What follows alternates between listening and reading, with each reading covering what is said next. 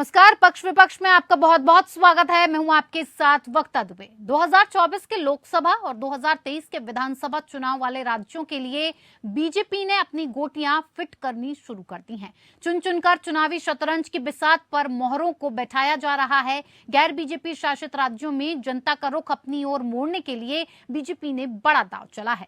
Bharatiya Janata party ने गुरुवार को 4 राज्यों में नए प्रदेश अध्यक्षों की नियुक्ति में जो जाति समीकरण बनाने की कोशिश की है, वो आने वाले विधानसभा चुनाव और अगले साल होने वाले लोकसभा चुनाव के लिहाज से बीजेपी के लिए गेम चेंजर साबित हो सकता है। बीजेपी ने बिहार में कुशवाहा समाज के नेता सम्राट चौधरी को प्रदेश अध्यक्ष नियुक्त किया है और उसके अलावा राजस्थान में पार्टी ने ब्राह्मण चेहरे सीपी जोशी को अध्यक्ष बनाया, जहां इस साल चुनाव होना है। वहीं बीजेपी ने उड़ीसा में मनमोहन सामल और दिल्ली में पंजाबी समाज से आने वाले वीरेंद्र सचदेवा को अध्यक्ष नियुक्त किया है। बिहार की बात करें तो मुख्यमंत्री नीतीश कुमार के लवकुश यानी कुशवाहा कुर्मी समीकरण के बीच बीजेपी का सम्राट चौधरी को प्रदेश अध्यक्ष बनाने का ये दांव बेहद कारगर साबित हो सकता है। कुशवाहा कुर्मी समाज पारंपरिक तौर पर जेडीयू का वोट बैंक माना जाता है। ऐसे में बीजेपी ने जेडीयू से मुकाबले के लिए उसी समाज के नेता सम्राट चौधरी पर अपना दांव खेला है।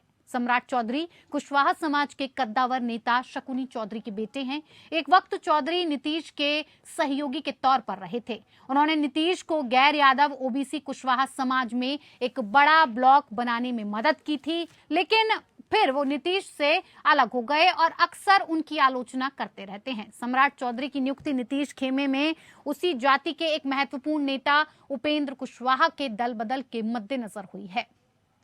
इसका उद्देश्य कुशवाहा समाज के बीच संख्यात्मक रूप से कमजोर कुर्मी जाति के लिए दूसरी भूमिका निभाने को लेकर पहले से मौजूद नाराजगी को भड़काना और इस मुद्दे को भुनाना है। बीजेपी के इस कदम से नीतीश कुमार की जदयू को नुकसान हो सकता है। अगर राजस्थान की बात करें तो वहां बीजेपी ने चुनाव को देखते हुए संगठन में बदलाव किया है। बीजेपी ने राज्य इकाई में एकजुटता बनाए रखने के लिए इस नियुक्ति के जरिए प्रयास किया है। बीजेपी ने सीपी जोशी को सतीश पुनिया की जगह प्रदेश अध्यक्ष बनाया है। ऐसा माना जा रहा है कि जोशी की नियुक्ति पुनिया और पूर्व मुख्यमंत्री वसुंधरा राजे के झगड़े के बीच की गई है।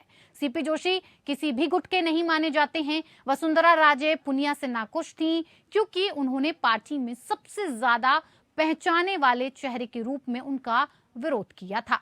राजे को पुनिया के हटने से फायदा हो सकता है, लेकिन ये देखने वाली बात होगी कि पार्टी के इस कदम के बाद वसुंधरा राजे को मुख्यमंत्री उम्मीदवार के रूप में उतारा जाएगा या नहीं। उधर राजस्थान में कांग्रेस दो फाड़ है।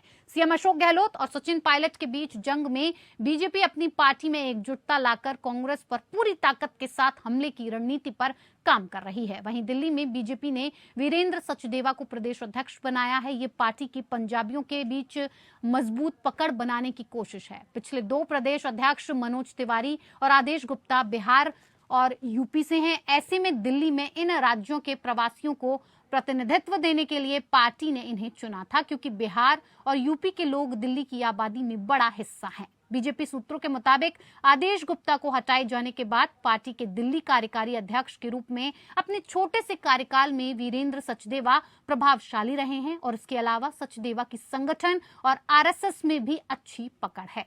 ऐसे में वो दिल्ली में सामंजस्य बिठाने में सफल हो सकते हैं और आपके खिलाफ बीजेपी की रणनीति को कारगर तरीके से आगे बढ़ा सकते हैं। सम्राट चौधरी बने बिहार बीजेपी अध्यक्ष। कुशवाहा समाज से आते हैं सम्राट चौधरी। जेडीयू का पारंपरिक वोट बैंक है।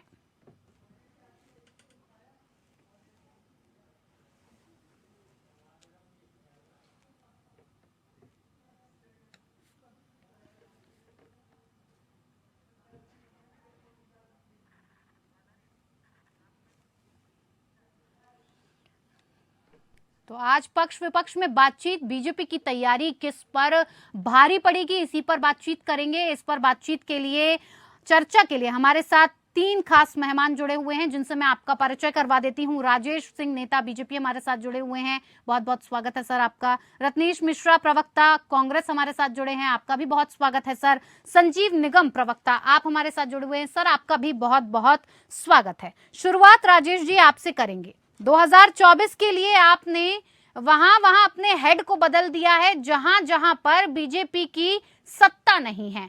इससे आपको क्या फायदा पहुंचेगा? क्योंकि बात अगर राजस्थान में करें तो इसी साल विधानसभा चुनाव होने वाले हैं, उड़ीसा में 2024 में भी होने वाले हैं, और दिल्ली बिहार की बात करें तो उसमें वक्त है 2025 में होने वाले हैं। ऐसे में आपकी तरफ से जो फैसला लिया गया 4 राज्यों में हेड बदलने का, उसका फायदा आपको कितना पहुंचेगा?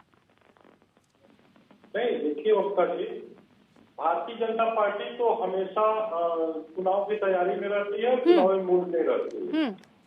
हमारे जो कार्यकर्ता हैं वो पन्ना प्रमुख से लेकर के और राष्ट्रीय पदाधिकारी तक सब जमीन पे रहते हैं, जनता से जुड़े रहते हैं जी। हमारे यहाँ केवल नेता एक ही है और बाकी सब कार्यकर्ता होते हैं, और कार्यकर्ता ही बाद में नेता बनते हैं, और जो नेता होता है वो कार्यकर्ता का ही धर्म निभाते हैं। हमारे यहाँ जो सोच है वक्ता जी, वो हमेशा कार्यकर्ता की रहती है। हमारे यहाँ नेता की सोच नहीं रहती है। और सब, चाहे वो पन्ना प्रमुख हो या प्रदेश पदाधिकारी हो या राष्ट्रीय पदाधिकारी हो, सब जमीन पे जी तोड़ मेहनत करते हैं, जनता के सुख दुख में शामिल रहते हैं, जनता से जुड़े रहते हैं। नहीं और जनता भारतीय जनता पार्टी से जुड़ी रहती है। बीजेपी में ये जो बड़ा बदलाव हुआ है, इसकी वजह 2024 में आने वाले चुनावी मैदान में उतरने के लिए पुरजोर कोशिश के साथ ये पहल की गई है। इतना बड़ा जो बदलाव किया गया है बीजेपी में, वो इसी को देखते हुए किया गया है। नहीं, देखिए वक्ता जी, ये तो हमारे पार्टी की एक संवैधानिक प्रक्रिया है ना। हमारे पार्टी का जो संविधान है उसके अनुसार प्रदेश अध्यक्ष या जब उनका कार्यकाल समाप्त होता है या बीच में जब जरूरत पड़ती है संगठन के अनुसार, तो ये तो संगठनात्मक कार्य है, ये होते रहते हैं। और हाँ, चुनाव के भी दृष्टि से ये सही है बिल्कुल कि भाई चुनाव में जो प्रदेश में जो जमीन से जुड़ा हुआ है, जो कार्य करता रहता है, तो हमने कहा ना हमारे यहाँ सब कार्यकर्ता होते हैं, और जो कार्यकर्ता लोगों के बीच में थोड़ा सुपरसीड कर जाता है तो उसको जिम्मेदारी मिल जाती है। तो हमारे यहाँ एक जिम्मेदारी होती है और उस जिम्मेदारी का निर्वहन सभी पदाधिकारी बखूबी करते हैं। ठीक है। कोई प्रदेश अध्यक्ष बन जाए, कोई प्रदेश पदाधिकारी बन जाए या जिलाध्यक्ष बन जाए, सभी लोग पूरी तरीके से संगठनात्मक दृष्टि से संगठन को आगे ले जाने के लिए कार्य करते हैं। और निरंतर आप देख भी रही हैं कि संगठन आगे बढ़ रही है, और दुनिया की सबसे बड़ी पार्टी आज भारतीय जनता पार्टी है। ये हमारे कार्यकर्ताओं की ही देन है। जी संजीव जी, लोकसभा चुनाव को देखते हुए आप भी उसी नक्शे कदम पर चलते दिखाई दिए हैं। 5 नए राष्ट्रीय संयुक्त सचिव बनाए हैं। साथ ही ये जो कदम आपकी तरफ से उठाया गया है, कई राज्यों में विधानसभा चुनाव भी आने वाले हैं और लोकसभा चुनाव की भी इसे तैयारी कहा जा सकता है। इसको लेकर क्या रणनीति पूरी आपकी रहने वाली है बीजेपी को पटकनी देने के लिए? देखिए, गुजरात इलेक्शंस के बाद हमारी पार्टी राष्ट्रीय पार्टी बन चुकी है, और जो पंजाब में इलेक्शन हुए थे उसके बाद पंजाब से 7 नए राज्यसभा सदस्य चुने गए थे। तो कुल मिलाकर के 10 राज्यसभा सदस्य हैं इस समय। तो इनको जिम्मेदारी दी गई। जैसे संदीप पाठक साहब है, उनको राष्ट्रीय महासचिव बनाया गया अपने संगठन का, हमारे पार्टी का। तो अब वो पार्टी का विस्तार कर रहे हैं। तो राष्ट्रीय महासचिव जो पाठक साहब है, उन्होंने जो है विस्तार किया है और नई जिम्मेदारियां दी हैं। आगे हम कहाँ कहाँ चुनाव लड़ेंगे, कैसे कैसे लड़ेंगे, वो उसकी समय समय पर आपको जानकारी जैसी पार्टी हमारी जो है डिक्लेयर करेगी, बनाएगी, वो हम देते रहेंगे आपको। कुल मिलाकर के अभी अपने संगठन को मजबूत कर रहे हैं हर तरफ से, पूरे नेशनल वाइज और स्टेट वाइज। जहाँ जहाँ हम आगे आने वाले चुनावों में पार्टिसिपेट करेंगे उसको भी ध्यान में रख करके तो अपने संगठन को मजबूत कर रहे हैं हर कोनों पे जो है, और मजबूत साथियों को जिम्मेदारी दी जा रही है। तो उसी कड़ी में ये कल जो बदलाव देखा आपने, ज्वाइंट सेक्रेटरी जो है संगठन में 3 नए 5 जो बनाए गए, वो इसी का रत्नेश जी, लगातार आप पार्टी भी संगठन को मजबूत करने में जुटी हुई है। बीजेपी की तरफ से देखा जाए तो बीजेपी भी लगातार एक्शन मोड में, वो तो 24 घंटे चुनावी मोड में ही रहती है। तो 24 घंटे काम करने वाली पार्टियों को देखा जाए तो आपकी तरफ से उन पार्टियों से लड़ने के लिए क्या रणनीति आपने बनाई है? क्योंकि जिस हिसाब से 2024 के चुनाव आ रहे हैं, आपको बहुत मेहनत करनी पड़ जाएगी। जिस हिसाब से राजस्थान में आपकी अंतरकलह चल रही है, कर्नाटक की बात की जाए तो कर्नाटक में भी आपकी अंतरकलह चल रही है। लोग संगठन मजबूत कर रहे हैं, लेकिन आपके संगठन में तो फूट पड़ रही है। देखिए, अभी मैंने दोनों प्रवक्ताओं को सुना और आपने जो प्रश्न किया कि हमारे संगठन में फूट पड़ रही, देखिए कांग्रेस पार्टी आम आदमी और एक गरीब और किसान के बेटों को राजनीति में आने का मौका देती है। आपके लिए सबसे बड़ा उदाहरण मैं हूँ। मेरे पिताजी न सांसद रहे, न विधायक रहे, न प्रधान रहे, कुछ भी नहीं रहे, और मैं पार्टी के एक प्रदेश का युवा कांग्रेस का सह प्रभारी हूँ और तो उसके युवा मोर्चे का राष्ट्रीय प्रवक्ता हूँ। अभी जो भारतीय जनता पार्टी के बंधु हमारे कह रहे थे कि भारतीय जनता पार्टी कार्यकर्ताओं की पार्टी है, क्या बताते हैं कार्यकर्ता कैसे होते हैं। राजनाथ सिंह के बेटे कितने दिन कार्यकर्ता रहे, आज विधायक हैं। अनुराग ठाकुर पूर्व मुख्यमंत्री हिमाचल जयराम ठाकुर के बेटे कितने दिन कार्यकर्ता रहे। इनका मुख्यमंत्री कहता है कि कार्यकर्ता थानों की दलाली करना बंद कर दे, और ये अपने आप को मिसकॉल मार के लोगों को जबरदस्ती सदस्य बना कर रत्नेश जी, अगर सियासी पॉलिटिकल पार्टी है, रत्नेश जी सियासी पटल पर अगर देखा जाए तो बीजेपी और आप पूरी तरह से चुनाव की तैयारी में जुट गई हैं, विधानसभा चुनाव, लोकसभा चुनाव की तैयारी में जुट गई हैं। आपकी रणनीति के बारे में जानना चाहेंगे कि आपकी क्या तैयारी है जो सियासी पटल पर नजर नहीं आ रही है। मैं उसी बात का जवाब आपको दे रहा हूँ, भारतीय जनता पार्टी विश्व की सबसे बड़ी पार्टी कैसे बनी, मैं आपको बताता हूँ। इनके सांसदों और विधायकों के विद्यालय हैं, बच्चे आते थे विद्यालय के 10 मास्टरों को लगा दिया जाता था कि जब बच्चे आएंगे तो उनका मोबाइल ले लेना और जो टोल फ्री नंबर है सदस्यता वाला, उस पर आप मिस कॉल मरवा दीजिएगा। मैं आपको कह दूं, आप अगर मेरे नंबर से मिस कॉल का वो देख लें तो भारतीय जनता पार्टी वाले मुझे भी मेंबर बता देंगे। मिस कॉल मार के मेंबर बनाने वाली पार्टी है ये। रही अब हमारी बात, देखिए हमारा संगठन हो सकता है कि कुछ प्रदेशों में कमजोर हो, बाकी पूरे भारत में अगर देखा जाए तो हमारा संगठन मजबूत है और संगठन में अच्छे लोग हैं। अभी आप तमाम जगहों पर बता रहे थे कि अंतरकलह चल रही है, तो आप केवल कांग्रेस पार्टी की अंतरकलह नहीं, वो कांग्रेस पार्टी का लोकतांत्रिक रूप है जहाँ पर एक मुख्यमंत्री के खिलाफ उन्हीं के पार्टी के नेता उनकी गलत नीतियों की आलोचना कर देता है। यहाँ तो आप भारतीय जनता पार्टी में बोल दीजिए मैडम, आपको निष्कासित कर देंगे। मैं आपको बताता हूँ, इन्हीं के पार्टी के राज्यसभा सांसद हुआ करते थे सुब्रमण्यम स्वामी, उन्होंने भरे मंच पे कहा कि राम मंदिर बनवाने में क्या कहते हैं मोदी जी का कोई योगदान नहीं है। आज पूछ लीजिए सुब्रमण्यम स्वामी कहाँ है। इन्हीं के पार्टी में सहयोगी दल से मंत्री हुआ करते थे, क्या कहते हैं ओम प्रकाश राव, रत्नेश मिश्रा, उन्होंने सरकार की गलत नीतियों की आलोचना की, आज वो कहाँ, इनसे पूछ लीजिए। ठीक है राजेश जी, मैं सुनिए, मैं जमीन पर रहता हूँ, मैं बहुत अच्छे से बताता हूँ, अयोध्या का रहने वाला हूँ। छोटी सी घटना का उदाहरण देता हूँ। इनकी एक भाजपा की प्रदेश महिला मोर्चा की एक नेता है, उनके खिलाफ इनके अयोध्या महानगर का अध्यक्ष षड्यंत्र करवा दे रहा है और दोनों के बीच में सुर फुटौल चल रही है मैडम। ठीक है राजेश वो जी, प्रदेश स्तरीय नेता महानगर के उस नेता को ब्लेम करते हैं, महानगर का वो नेता प्रदेश स्तरीय नेता। ठीक है, जवाब ले लेते हैं रत्नेश जी, जवाब लेते हैं राजेश जी से। तो ना बता दूं, अभिषेक मिश्रा अयोध्या के महानगर अध्यक्ष है और उन्हीं के खिलाफ, अरे भाई बोलने देंगे। ठीक है राजेश जी को बोलने दीजिए। राजेश जी देखिए वक्ता जी, ये सही कह रहे हैं, ये विनाशकारी विपरीत बुद्धि। आप जितना भी इनको समझाएंगे ना, विपरीत बुद्धि नहीं राजेश सिंह जी, जितना भी समझाएंगे, जवाब तो ले लीजिए। आप अपने बारे में बोलते हैं के विरुद्ध भारतीय जनता पार्टी, ये बहस का मुद्दा नहीं है। प्रदेश मंत्री ममता पांडे ने लीगल नोटिस भेजा है, तो इनके इस दल में ठीक है सर, सुन लिया हमने। ठीक है, पांडे इनकी प्रदेश महिला मंत्री नहीं है, महिला मोर्चा की प्रदेश मंत्री। ठीक है रत्नेश जी, सुन लिया। राजेश जी, महानगर अध्यक्ष नहीं है राजेश जी, इनके यहाँ तो मेयर के वक्ता जी हाँ जी राजेश वक्ता जी, देखिए कि आप जितना भी समझाने की कोशिश करेंगे समझने वाले नहीं है, इसीलिए इनकी ये दशा है। ठीक है, कांग्रेस पार्टी कहां से कहां चली गई, इनको ये समझ में नहीं आ रही है कि ये जनता में बिल्कुल भी स्वीकृति इनकी समाप्त हो चुकी है। जनता इनकी बातों को सुन नहीं रही है, जनता इनसे जुड़ नहीं रही है। इनके जो राहुल गांधी जी है वो अनाप शनाप बयानबाजी करते रहते हैं, उसी प्रकार ये लोग भी उन्हीं के पद चिन्हों पे चलते हैं।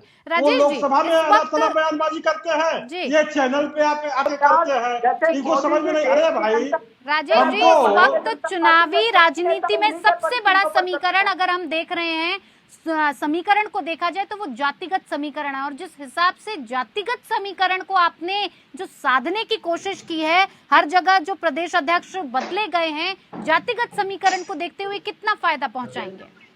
हाँ देखिए वक्ता जी, जहां तक जातिगत समीकरण, हम कभी जाति की राजनीति नहीं करते एक बात, लेकिन सभी समाज को प्रतिनिधित्व देने का काम भारतीय जनता पार्टी करती है। दूसरी बात, तीसरी बात, अभी जिस प्रकार ओबीसी का अपमान ये राहुल गांधी जी ने किया है और उसके लिए इनकी लोकसभा सदस्यता चली गई, तो आपने देखा कि ये पूरे ओबीसी समाज का अपमान करते हैं। हमारे महामहिम राष्ट्रपति जी का जो एक दलित, मतलब एक दलित होने के नाते, मतलब कि गिरिवासी होने के नाते भी उनका ये लोग अपमान कर दिए। अधीर रंजन जी अपमान किए सीधे जो है राज्यसभा में। तो ये लोग तो दलित समाज का, ओबीसी समाज का, हमारे जो गरीब समाज है उसका ये मजाक उड़ाते हैं, उनका अपमान करते हैं। इसी कारण जनता इनसे छिटकती चली जा रही है, आज जनता इनसे जुड़ नहीं रही है। कारण क्या है कि इतने इनके जो है विनाशकाले विपरीत बुद्धि हो गई है, ये इतना अपमान करने लगे हैं ओबीसी समाज का, दलित समाज का, गिरिवासी समाज का, गरीब समाज का, कि कांग्रेस अपने इतने अहंकारी हो गए हैं कि राहुल गांधी तो स्वयं अहंकारी है, इनके जितने कार्यकर्ता है वो भी अहंकारी हो गए हैं। ठीक है, इनको कुछ समझ में नहीं आ रहा, इनको दिखाई नहीं पड़ रहा है कि देश किस ओर जा रहा है। अरे भाई, देश अब विकास की राजनीति चाहता है। बातचीत लड़ाई को लेकर हो रही है, हर कोई अपना किला मजबूत कर रहा है। ऐसे में मेरा सवाल संजीव जी आपसे और रत्नेश जी आपसे है कि इस लड़ाई में बीजेपी सब पर भारी पड़ती है। थोड़ा सा समय दे दीजिए जी, मुझे समय नहीं, पहले सवाल का जवाब दीजिए। पहले आप मुझे, सब पर भारी पड़ती नजर आ रही है। ऐसे में जो विपक्षी एकता है, रत्नेश जी बात तो सुनिए, जो विपक्षी एकता है उसका कई बार जिक्र सामने आता है कि अगर बीजेपी को सत्ता से हटाना है तो विपक्ष को एक होकर सबके साथ आना पड़ेगा। लेकिन अब जब विपक्ष की जरूरत आन पड़ी है, विपक्ष को एकजुट होकर अगर बीजेपी के साथ लड़ना है तो वो चीज कहीं नजर नहीं आ रही है। क्या ऐसा नहीं हो सकता है कि 3 मोर्चेबंदी करने के को अगर छोड़ दिया जाए तो आप और कांग्रेस इकट्ठा होकर बाइपोलर जो होते हैं वो कर सके, मल्टीपोलर करने की बजाय साथ में आने की आप दोनों की कोई संभावना दिखती है? देखिए, मैं इसका जवाब देता हूँ आपको। आज अभी जब राहुल गांधी जी की सदस्यता निरस्त की गई तो आपने विपक्ष के नेताओं के बयान देखे होंगे, सब एक सुर में कह रहे हैं कि सरकार का तानाशाही रवैया है, सरकार गलत कर रही है, सबने एक सुर में कहा है। तो जब विपक्ष को एक साथ दबाने के प्रयास किए जाएंगे तो विपक्ष बिल्कुल साथ आएगा।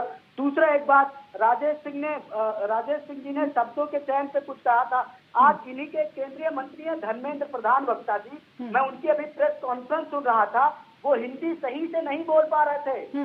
वो हिंदी के ऐसे शब्दों को बोल रहे थे कि अगर एक आम व्यक्ति भी उत्तर प्रदेश का सुनेगा तो वो हंसेगा उनकी हिंदी पर। नहीं रत्नेश जी, तो मैं पूछ रही हूँ, विपक्षी आप मुद्दे से भटक रहे हैं। रत्नेश जी, आप मुद्दे से भटक रहे हैं। यहाँ बात सियासी चीजों को लेकर हो रही है, आप मुद्दे को कहीं और लेकर जा रहे हैं। जवाब दे रहा हूँ।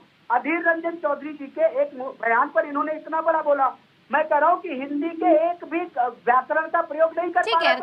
संजीव जी, पूरी की पूरी हिंदी गलत बोल रहे थे वो, इनका मंत्री हिंदी नहीं बोल पाता ठीक से। और दूसरी बात राजेश सिंह जी जो कहते हैं, देखिए अगर भारतीय जनता पार्टी को, अरे अभी भैया आपका मौका था तो आप बोल रहे थे ना, आपका नंबर था तो आप बोल रहे थे। आपको रत्नेश जी, अगर आप बात को नहीं सुनेंगे तो फिर मुझे, लेकिन इसका मतलब मेरा समय है, आदिवासी समाज से आने वाली महामहिम, अरे मैं उसका भी जवाब दे देता हूँ। अरे सुनेंगे भैया, सुनेंगे तो पता चलेगा ना। ठीक है रत्नेश जी, मैंने आपकी बात भी सुनी। राजेश जी, मैंने आपकी बात भी सुनी है। बहस के मुद्दे पर आप रुकिए, बहस के मुद्दे पर ऐसे बहस मत कीजिए कि जवाब ही ना मिल पाए मुझे। संजीव जी, मैंने आपसे जवाब मांगा कि विपक्षी एकता जब भी हम देखते हैं, जिस वक्त साथ आनी चाहिए उस वक्त साथ आती दिखती नहीं है। क्या इस वक्त आप दोनों साथ आएंगे? एक बार मैं संजीव जी से जवाब ले लूं, रत्नेश जी आपके पास आऊंगी मैं। आज आम आदमी पार्टी के जो मुखिया है अरविंद केजरीवाल साहब, उन्होंने भी यही बात कही। ये तो हद हो गई, इंतहा हो गई भारतीय जनता पार्टी की। किस तरीके का शासन दे रहे हैं, किस तरीके का शासन चलाना चाहते हैं। बहुत कुछ जो संभव था, लेकिन ठीक है, कोई बात नहीं। अभी आसमान में इनको चढ़ने दीजिए। समय अपने आप आने वाला है और वो नजदीक आ भी गया है। अपने आप इनको धड़ाम से गिरने वाली स्थिति आ रही है। आपने एक तरफ से सबको किसी को आपने नहीं छोड़ा है, सबके साथ इस तरीके का एक डंडे से आप सबको आ गए, तो समय नजदीक आ चुका है मैडम, और आने वाले दिनों में इनको समय ही बताएगा। तो क्या हम आने वाले वक्त में आप दोनों को साथ साथ देख सकते हैं? दोनों नहीं मैडम, दोनों नहीं, सारी जितने लोग हैं विपक्षी एकता को साथ देखा जा सकता है। ज्यादा से अपने आप आएंगे, अपने आप मिलेंगे, और इनको निस्ताना बहुत जनता करेगी, हम करें वो करें नहीं। वक्त का अभाव है रत्नेश जी, 10 सेकंड में अपनी बात खत्म कीजिए। जी वक्ता जी, मैं एक बात कह दूं। अभी भारतीय जनता पार्टी के प्रवक्ता बंधु ने कहा कि विपक्ष एक साथ नहीं आ सकता। आपने देखा सब लोगों ने किस तरह से इनके निर्णय की आलोचना की। दूसरी एक बहुत बड़ी बात, मोदी जी इसलिए राहुल गांधी, आपने देखा कि राहुल गांधी जी की सदस्यता को निरस्त करने में कितनी तत्परता दिखाई, उसका कारण बताता हूँ। मोदी जी डरते हैं राहुल जी से। राहुल जी ने बार बार कहा कि मुझे सदन में बोलने का मौका दीजिए, मैं जवाब दे दूंगा। मोदी जी मुंह छुपाकर भाग गए, अडानी पे कुछ बोल नहीं पाए, और बेचारे इस तरह से बेइज्जत हुए। राहुल गांधी जी ने इस तरह से उसकी पोल खोली सदन में मोदी जी की, कि हड़बड़ाहट में उन्होंने सदन से बाहर का रास्ता दिखा दिया। ठीक है राजेश जी, आज ये आ गई है वक्ता, डर गए हैं आप, डर रहे हैं। अगर आप विपक्ष की आवाज बनेंगे, आप लोकतंत्र को बचाने का प्रयास करेंगे, तो मोदी जैसा तानाशाह उस लंदन में जाकर के राहुल जी जाकर के अमेरिका से दुहाई देता है कि भारत के लोकतंत्र की रक्षा कीजिए, और फिर से अंग्रेजों को देश में बुला लाते हैं। अरे आपके पास सत्ता नहीं है तो आप क्या चाहते हैं कि अमेरिका हमारे देश के संवैधानिक व्यवस्था में बोलने दीजिए। और ये राहुल जी जो हर बचकाना हरकत करते हैं, अनाप शनाप बातें करते हैं। रत्नेश जी, एक मिनट रुकिए तो।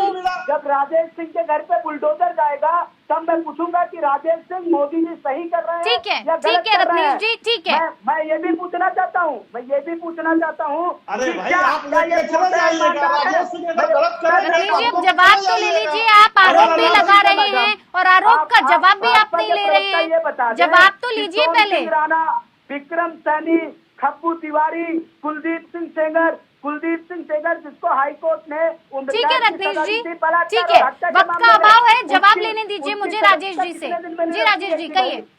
उसकी सदस्यता कितने दिन में निरस्त की गई थी? आप भारतीय जनता पार्टी में रहिए, आप देश भाई राहुल जी अनाप शनाप संसद में आप बलात्कार करिए, आप हत्या करिए, बिना सिर और पैर की बात करते हैं, कोई आधार नहीं होता, इसीलिए दशा हो रही है। अरे भाई कम से कम कुछ उसका आधार तो दीजिए, कुछ साक्ष्य तो दीजिए, कुछ प्रूफ तो दीजिए। बिल्कुल अनाप शनाप किसी के ऊपर आप आक्षेप करेंगे, किसी के ऊपर आप ब्लेम करेंगे, उसका प्रूफ तो दीजिए। देखिए ये ऐसे मोदी जी सदन पे, देखिए बहस का मतलब होता है कि जवाब मैं ले पाऊं, सुन पाऊं, जिन सवालों के जवाब हम चाहते हैं, जनता जिन सवालों के जवाब चाहती है वो लिए जा सके। लेकिन आप जिस हिसाब से लड़ रहे हैं, भिड़ रहे हैं, उसमें मुझे किसी का भी कोई जवाब, साथ ही साथ जनता को भी कोई जवाब इसमें नहीं मिला होगा। बहुत बहुत धन्यवाद आप सभी का हमारे साथ जुड़ने के लिए। इस पक्ष विपक्ष में मेरे साथ इतना ही, मुझे दीजिए इजाजत, नमस्कार।